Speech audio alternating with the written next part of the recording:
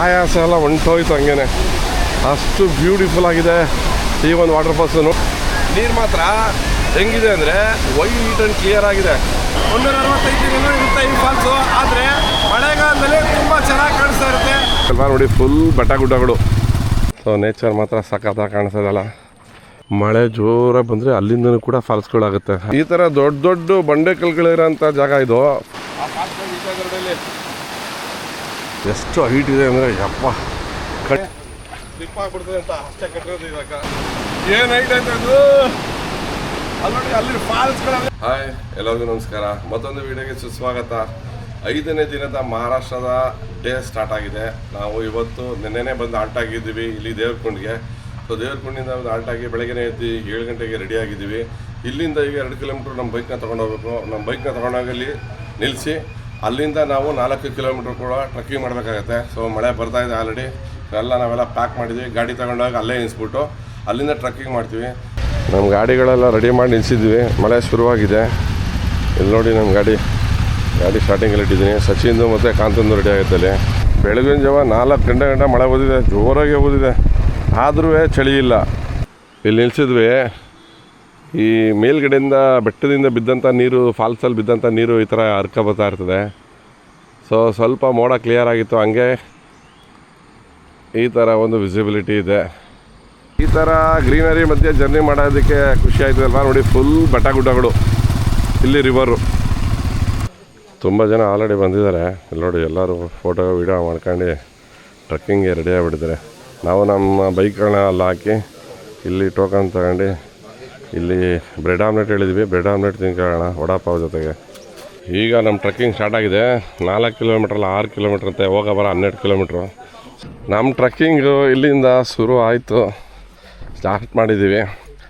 6 kilometre trekking ಇರುತ್ತೆ. So ಮಧ್ಯೆ instruction ಕೊಡ್ತಾರೆ. ನಾನು ಆ್ಯಕ್ಚುಲಿ ನಮ್ಮ ಕಾಂತಂಗೆ ಹೇಳಿದ್ದೆ ಬರ್ಬೇಕಾದ್ರೆ 4 ಕಿಲೋಮೀಟ್ರ್ ಟ್ರಕ್ಕಿಂಗು ಅಂತ. ಇಲ್ಲಿ ಬಂದಮೇಲೆ ಅವರು ವಾಲಂಟಿಯರ್ಸ್ ಹೇಳ್ಕೊಬಿಟ್ರು 6 ಕಿಲೋಮೀಟ್ರ್ ಟ್ರಕ್ಕಿಂಗು ಅಂತ. ಆದರೂ ಬಿಡದಂತೆ ಅವನ್ನ ರೆಡಿ ಮಾಡ್ಕೊಂಡು ಕರ್ಕೊಂಡು ಹೋಗ್ತಾಯಿದ್ದೀವಿ ಇವ್ರನ್ನ. ಈ ಥರ ಸ್ಮಾಲ್ ವಾಟರ್ ಕ್ರಾಸಿಂಗ್ ಇರುತ್ತೆ. ಸೊ ಇದನ್ನು ದಾಟ್ಕೊಂಡು ಹೋಗ್ತಾ ಇರ್ಬೋದು.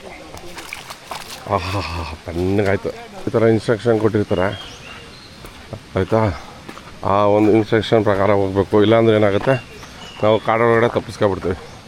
ನಿಧಾನಕ್ಕೆ ಕಟ್ಕೊಂಡು ಹೋಗ್ಬೇಕು ಅಷ್ಟೇ, ಏನಿಲ್ಲ. ಸುಮ್ಮನೆ ನಮ್ಗೇನು ಅನ್ಸುತ್ತೆ ಮನಸ್ಸಿಗೆ ಸಂತೋಷವಾಗಿ ಮಾತಾಡ್ಕೊಂಡು ಅವ್ನಿಗೆ ಆಲ್ರೆಡಿ ಫುಲ್ ಬಾಡಿ ಪೇನ್ ಅಂತ. ಆ್ಯಕ್ಚುಲಿ ಈ ಜಾಕೆಟ್ ತಗೊಂಡ್ರೆ ಏನಕ್ಕೆ ಗೊತ್ತಾ, ಮಳೆ ಬಂದರೆ ಹಾಕೊಳ್ಳೋಕ್ಕೆ. ಅದಕ್ಕೋಸ್ಕರ ಎಮರ್ಜೆನ್ಸಿಗೆ ಅಂತ ಇಟ್ಕೊಂಡಿದ್ದೀನಿ. ನಾನು ನೀರು ಬಾಟ್ಲ ತೊಗೊಂಬಂದಿದ್ದೀನಿ, ಆದರೆ ನೀರು ತಂದಿರಲಿಲ್ಲ. ಸೊ ಯಾಕೆಂದರೆ ನೇಚರ್ ಮಧ್ಯೆ ಹೋದಾಗ ಈ ಪ್ರಕೃತಿ ಸೌಂದರ್ಯದಲ್ಲಿ ಇದೇ ನೀರು ಕುಡಿಬೇಕು. ನೀವು ನೋಡ್ಬೋದು ಎಷ್ಟು ಕ್ರಿಸ್ಟಲ್ ಕ್ಲಿಯರ್ ಆಗಿದೆ ಈ ವಾಟರ್ ಇದು ಅಂತ. ಎಷ್ಟು ನೋಡಿ, ಗಾಜಿನ ಥರ ಪಳ ಪಳ ಪಳ ಪಳ ಪಳ ಅಂತೈತೆ. ಸಖತ್ ಕೋಲ್ಡ್ ಆಗಿದೆ. ನೀವು ನೋಡ್ತಾ ಇದ್ದೀರಾ ಕೆಳಗಡೆ ಸ್ಟೀಲ್ಸ್ಗಳು, ಬರೀ ಕಲ್ಲುಗಳು, ಈ ಥರ ಬಂಡೆ ಕಲ್ಲುಗಳು ಇರ್ತದೆ. ಸೊ ಈ ಬಂಡೆ ಕಲ್ಲುಗಳ ಮಧ್ಯೆ ನಡ್ಕೊಂಡು ಹೋಗ್ಬೇಕು ನಾವು. ನಮ್ಮ ಕಾಂತನ ಮುಂದೆ ಬಿಟ್ಕೊಂಡಿದ್ದೀನಿ. ಯಾಕೆ ಅಂತಂದರೆ ಸ್ವಲ್ಪ ಅವನಿಗೆ ಫಸ್ಟ್ ಟೈಮ್ ಅವನು ಟ್ರಕ್ಕಿಂಗ್ ಮಾಡ್ತಾ ಇರೋದಲ್ಲ. ಸೊ ಹಂಗಾಗಿ ವಾಟರ್ ಕ್ರಾಸಿಂಗ್ ಮಾಡ್ತಾ ಇದ್ವಿ. ನೀವು ನೋಡ್ಬೋದು ಇದು ಡ್ಯಾಮ್ದು ಬ್ಯಾಕ್ ವಾಟ್ರ್. ಇದು ಸೀನರಿ ಕಾಣಿಸ್ತಿದ್ಯಾ, ಇದು ಡ್ಯಾಮ್ದು ಬ್ಯಾಕ್ ವಾಟ್ರು. ಸೊ ಇಲ್ಲಿ ಕಾಂತಾರ ನಾನು ಈಗ ಮತ್ತು ಸಚಿನ್ ವಾಟರ್ ಕ್ರಾಸಿಂಗ್ ಮಾಡ್ತೀವಿ. ಈ ಥರ ನಡ್ಕೊಂಡು ಹೋಗೋದು ರೂಟ್ ಕಟ್ಕೊಂಡು.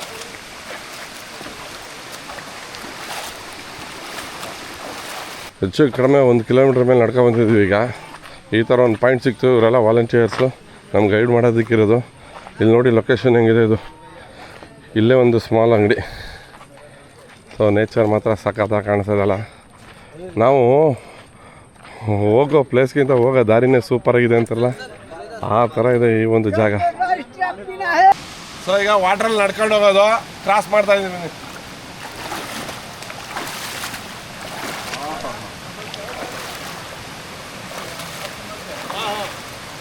ಸಕ್ಕತ್ತಾಗಿರ್ತದೆ ಈ ಥರ ವಾಟ್ರಲ್ಲಿ ನಡ್ಕೊಂಡು ಹೋಗೋಂಥ ಎಕ್ಸ್ಪೀರಿಯನ್ಸು.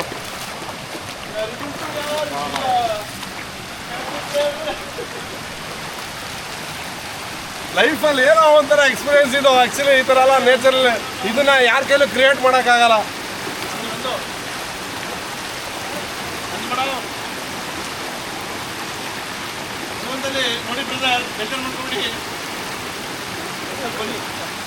ಮೊದಲೆಲ್ಲ ಈ ಥರ ವಾಟರ್ ಕ್ರಾಸ್ ಮಾಡ್ಬೋದಿತ್ತು. ಸೊ ಈಗ ಈ ಥರ ಮರಗಳೆಲ್ಲ ಕಟ್ಟಿ ನಮಗೆ ನಡ್ಕೊಂಡು ಹೋಗೋ ಥರ ಮಾಡಿದ್ದಾರೆ. ಒಂಥರ ಏನೋ ಒಂದು ಯೂನಿಕ್ ಆಗಿರೋಂಥ ಎಕ್ಸ್ಪೀರಿಯನ್ಸ್ ಅಷ್ಟೇ ಇದು. ಈ ಥರ ವಾಟರ್ ಬರ್ತಾ ಇರ್ತದೆ, ಇದ್ರ ಮಧ್ಯದಲ್ಲಿ ನಾವು ಇದು ಬ್ರಿಡ್ಜ್ ಮೇಲೆ ನಡ್ಕೊಂಡು ಹೋಗೋದು.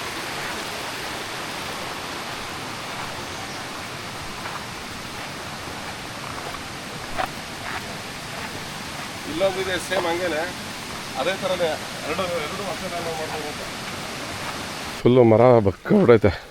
ಈ ಬಕ್ಕ ಮರದ ಮೇಲೆ ಸುಮಾರು ಮರಗಳು ಬಿದ್ದಿದೆ. ಸೊ ಇಲ್ಲೊಂದು ವಾಟರ್ ಕ್ರಾಸಿಂಗು ಸ್ಮಾಲ್ ಇದು.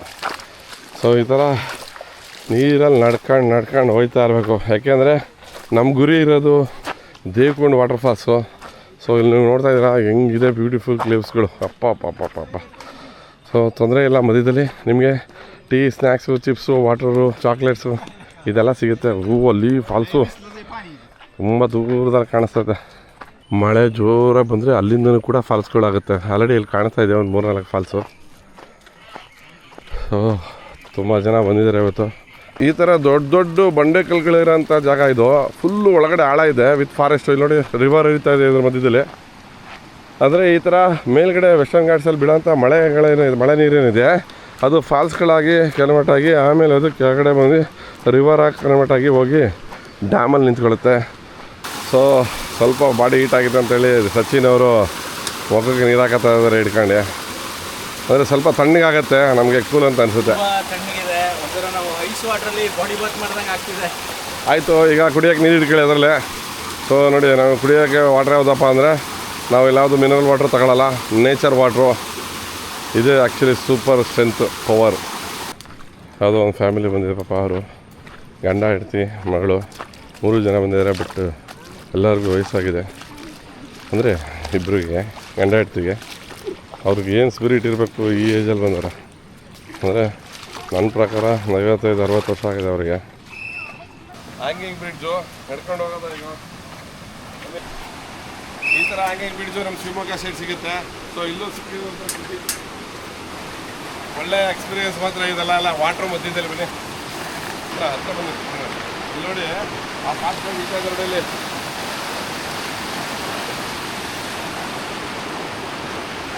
ಈ ಬೆಟ್ಟದ ಹತ್ರ ಬಂದ್ವಿ. ಈಗ ಎಷ್ಟು ಸಕ್ಕತ್ತಾಗಿದೆ. ಅಲ್ಲೂ ಒಂದು ವಾಟರ್ ಫಾಲ್ಸ್ ಕ್ರಿಯೇಟ್ ಆಗಿದೆ. ಮಳೆ ಹೋಯ್ತು ಒಂದು ರೌಂಡು. ಎಲ್ಲ ಸುಮಾರು ಜನ ನೆನ್ಕೊಂಡ್ರು. ಕೆಲವರು ಮಳೆಲೇ ನೆನ್ಕೊಂಡು ಟ್ರ್ಯಾಕ್ ಮಾಡ್ತಾ ಇದ್ದಾರೆ. ಇದು ನೋಡಿ, ಹಳೆ ಕಾಲದಲ್ಲಿ ಆಡಿಗಳು ಮನೆ ಕಟ್ತಿರಲ್ಲ ಹಂಗೆ ಇದೆ. ಟೀ ಹೋಟ್ಲು ಎಲ್ಲ ಕೂತ್ಕೊಂಡು ಆರಾಮಾಗಿ ಸ್ನ್ಯಾಕ್ಸ್ ತಗೋತಾ ಇದ್ದಾರೆ. ಟೈಮ್ ಬಂದು 10 ಗಂಟೆ 45 ನಿಮಿಷ. ಇನ್ನೂ ನಡೀತಾ ಇದ್ದೀವಿ. ಸ್ವಲ್ಪ ಲೇಟ್ ಆಯಿತು ಅಷ್ಟೇ ಈಗ. ಯಾಕೆಂದರೆ ನಮ್ಮ ಜೊತೆ ಕಾಂತ ಬಂದಿದ್ದ. ಸ್ವಲ್ಪ ಅವನಿಗೆ ನಮ್ಮಷ್ಟು ಬೇಗ ನಡೆಯೋಕ್ಕಾಗಲ್ಲ. ಹಾಗಾಗಿ ಅವನಿಗೋಸ್ಕರ ನಾವು ವೆಯ್ಟ್ ಮಾಡ್ಕೊಂಡು ನಡ್ಕೊಂಡು ಹೋಗ್ತಾ ಇದ್ದೀವಿ. ನೀವು ನೋಡ್ಬೋದು ಫಾಲ್ಸು ಸೌಂಡ್ ಕೇಳಿಸ್ತಾ ಇದೆ ನನ್ನ ಲೆಫ್ಟ್ ಸೈಡು. ಆ ಕಡೆ ಅಲ್ಲಿ ಈ ಥರ ಫಾಲ್ಸ್ಗಳು ಇಲ್ಲಿ ತುಂಬ ಇವೆ. ಸೊ ಹಾಗಾಗಿ ನಮಗೇನಂದರೆ ಮೇನಾಗಿರೋ ಫಾಲ್ಸನ್ನು ನೋಡೋದಕ್ಕೆ ಹೋಗ್ತಾ ಇದ್ದೀವಿ ಅಷ್ಟೇ. ಇಲ್ಲಿ ಕಾಣಿಸ್ತಿದ್ಯಾ ನನ್ನ ಲೆಫ್ಟ್ ಸೈಡಲ್ಲಿ ವಾಟ್ರ್ ಹೆಂಗೆ ಬರ್ತಾ ಇದೆ ಅಂತಲ್ಲ, ಇದು ಫಾಲ್ಸಿಂದ ಬಿದ್ದು ಬರ್ತಾರೆ ಅಂತ ವಾಟ್ರು. ಏನು ಎಷ್ಟೋ ಜನ ಅಲ್ಲೇ ಕುತ್ಕೊಂಡು ಆರಾಮಾಗಿ ಅದರಲ್ಲೇ ಎಂಜಾಯ್ ಮಾಡ್ತಾ ಇರ್ತಾರೆ. ಬಟ್ ಏನು ಗೊತ್ತಾ, ಅದು ಡೇಂಜರು. ಅಲ್ಲಿ ಹೋಗ್ಬಾರ್ದು. ನಮ್ಮ ಪಾಡ ನಾವು ಏನಿದೆ ಟ್ರಿಕ್ ಮಾಡ್ಕೊಂಡು ನಾವು ಇಲ್ಲಿ ಹೋಗ್ತಾ ಇರ್ಬೇಕು. ನೋಡಿ ಅಲ್ಲೋಗಿ ಕುತ್ಕೊಳ್ಳೋದು, ಅಲ್ಲಿ ಜಾರಿ ಅಲ್ಲಿ ಒಳಗಡೆ ಹೋಗೋದು ಭಾಳ ಕಷ್ಟ ಒಟ್ಟಲ್ಲಿ. ಈಗ ಇಲ್ಲಿಂದ ಸ್ವಲ್ಪ ಟಫ್ ಅಂತ ಅನಿಸುತ್ತೆ. ಯಾಕೆಂದರೆ ಬಂಡೆ ಕಲ್ಲುಗಳ ಮೇಲೆ ನಡ್ಕೊಂಡು ಹೋಗ್ಬೇಕು. ತುಂಬ ಜನ ಇದ್ದಾರೆ, ಆರಾಮಾಗಿ ಹೋಗ್ತಾ ಇದ್ದಾರೆ. ಕೆಲವರು ಸ್ಲಿಪ್ಪಾಗಿ ಕೆಳಗಡೆ ಬೀಳ್ತಾ ಇದ್ದಾರೆ, ಮೇಲೆ ಎದ್ದೋಯ್ತಾ ಇದ್ದಾರೆ ಆರಾಮಾಗಿ. ಬನ್ನಿ ನಾವು ಹೋಗೋಣ. ಸೊ ಈ ಬ್ರಿಡ್ಜ್ ಮೇಲೆ ಹೋಗೋಣ ಬನ್ನಿ.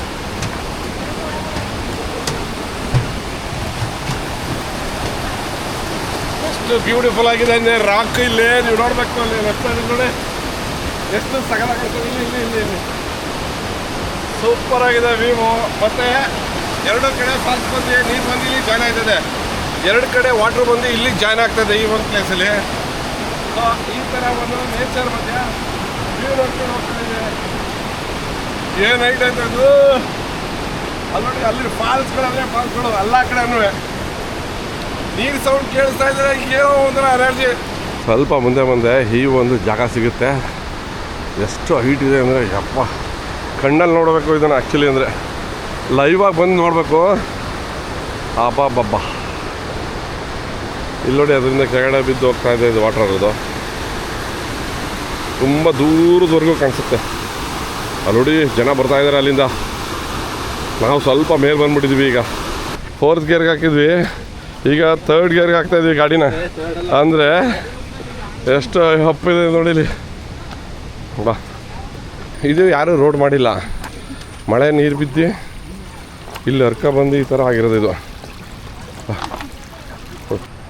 ಮೇಲೆ ಬಂದೆ ನಾನು, ಒಂದು 2 ನಿಮಿಷ ರೆಸ್ಟ್ ಮಾಡಿದೆ. ಸೊ ನೀವು ನೋಡ್ಬೋದು ತಿರ್ಗಾ ಈಗ ಅಪ್ಪಿದೆ. ಸೊ ಈ ಅಪ್ಪು ಏನು ಕಷ್ಟ ಅಂತ ಅನಿಸುತ್ತೆ ಸ್ವಲ್ಪ ಅಷ್ಟೇ, ಬಟ್ ಆರಾಮಾಗಿ ನಡ್ಕೊಂಡು ಹೋಗ್ಬೋದು. ಯಾಕೆಂದರೆ ಬರೀ ಬಂಡೆ ಕಲ್ಗಳು ಅವು ಇವೆಲ್ಲ ಇರ್ತವಲ್ಲ, ಹಂಗಾಗಿ ಗ್ರಿಪ್ ಇರುತ್ತೆ. ನೀವು ನೋಡಿ ಬನ್ನಿ, ಈಗ ಆರಾಮ್ಸೆ ಹೋಗ್ಬೋದು. ನಿಮಗೆ ಈ ಥರ ಇದೆಯಲ್ಲ ವಾಟ್ರಲ್ಲಿ ನೋಡಿ, ಹಿಂಗೆ ಕಲ್ಲು ಮೇಲೆ ಮಡಿಕೊಂಡು ಆರಾಮಾಗಿ ಹೋಗ್ಬೋದು. ಈ ಕಲ್ಲೇನಂತ ಜಾರಲ್ಲ ಅಷ್ಟೇ. ಈಗ ನೋಡ್ಬೋದು, ಇಲ್ಲಿ ರೂಪ್ ಕಟ್ಟಿದ್ರೆ ಈ ಬಂಡೆ ಪಕ್ಕದಲ್ಲಿ ನಾವು ಈ ಹಗ್ಗನ ಇಟ್ಕೊಂಡು ಹೋಗ್ಬೇಕು. ಈ ಥರ ಹಗ್ಗ ಇಟ್ಕೊಂಡು ಸ್ಲಿಪ್ ಆಗ್ಬಿಡ್ತದೆ ಅಂತ ಅಷ್ಟೇ ಕಟ್ಟಿರೋದು ಇವಾಗ. ಲೈಫಲ್ಲಿ ನಾನು ಟ್ರೆಕ್ಕಿಂಗ್ ಹೋಗಿದ್ದೀನಿ, ಬಟ್ ಈ ಥರ ನನಗೆ first experience and best experience. ತುಂಬ ಚೆನ್ನಾಗಿದೆ. ನಾವು ಇಲ್ಲಿಗೆ ಬರಬೇಕಾದ್ರೆ ನಮ್ಮದು ಸೇಫ್ಟಿ ಮೆಸರ್ಸ್ ನಾವು ಮಾಡಲೇಬೇಕು. ಮೇಯ್ನಾಗಿ ವೆಯ್ಟ್ಲೆಸ್ ಕ್ಲಾತ್ಸ್ನ ಯೂಸ್ ಮಾಡ್ಬೇಕು ನಾವು. ವೆಯ್ಟ್ ಇರೋ ಕ್ಲಾತ್ಸು, ಜಾಕೆಟ್ಸು ಅದನ್ನೆಲ್ಲ ಹಾಕೋಬರ್ತು ಅಂತಂದರೆ ತುಂಬ ಸುಸ್ತಾಗುತ್ತೆ. ಅದನ್ನು ಆದಷ್ಟು ಅವಾಯ್ಡ್ ಮಾಡಿ ಲೈಟ್ ವೆಯ್ಟ್ ಕ್ಲಾತ್ಸ್ನ ವೇರ್ ಮಾಡಿ ಬಂದರೆ ತುಂಬ ಒಳ್ಳೆಯದು. ಇಲ್ಲಿ ನೋಡಿ, ಹಾಗೆ ಹೋಗ್ತಾ ಹೋಗ್ತಾ ಡಿಫಿಕಲ್ಟ್ ಆಗ್ತಾ ಇದೆ ಮೇಲೆ ಹತ್ತೋದು. ಅಂದರೆ ಚಿಕ್ಕ ಚಿಕ್ಕ ಬಂಡೆಗಳಿದ್ದು, ಈಗ ದೊಡ್ಡ ದೊಡ್ಡ ಬಂಡೆಗಳು.